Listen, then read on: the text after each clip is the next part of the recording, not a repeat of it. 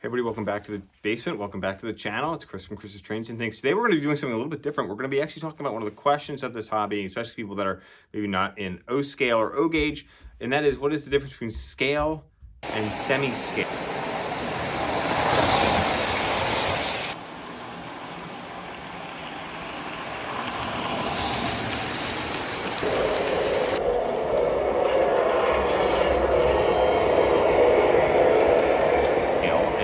To test this out and look at it, we are actually going to be using these two intermodal husky stacks that I have behind me. Both of these are made by Lionel.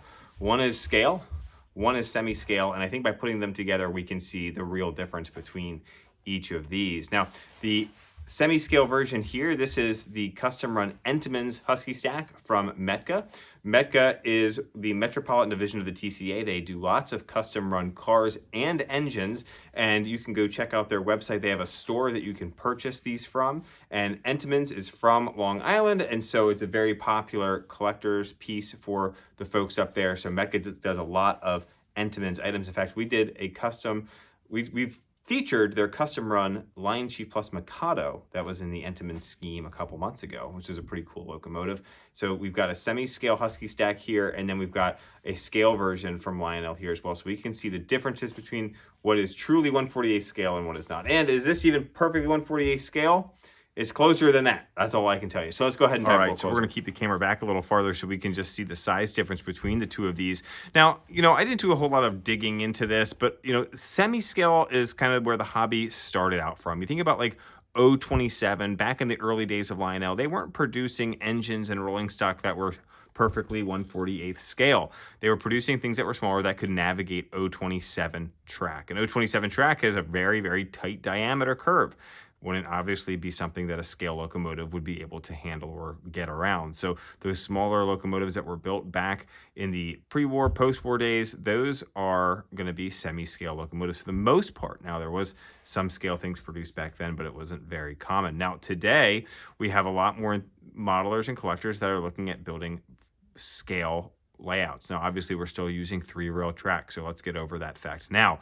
But, if you have a smaller layout or you like to collect those smaller, more semi-scale items, then that is still a market that Lionel likes to cater to, and they produce a lot of semi-scale things. So this Entenmann's husky stack is a version of that. This can navigate any curve that you have on your layout. Now, the larger scale items sometimes cannot navigate those tight curves. Now, this husky stack here is quite long compared to that semi-scale one. So as it goes around those curves, you're going to see a bit more of an overhang. And so you got to make sure that your scenery is out of the way. So even though this could navigate some tighter curves, it looks a little silly with the huge overhang because of the length of the car itself. This is a 48-foot Lionel container. And here is a 48-foot semi-scale container. So you can see the size difference between those two. I mean, it's just completely smaller. It looks a little bit more toy-like because it's a lot tinier. Now, the semi-scale stuff, not only is it smaller, but it does feature less of those die-cast parts. So this is a much heavier car, if I can get it on the track, than this one. This is going to be all plastic.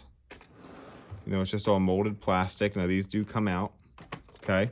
But this is just a plastic car, all right?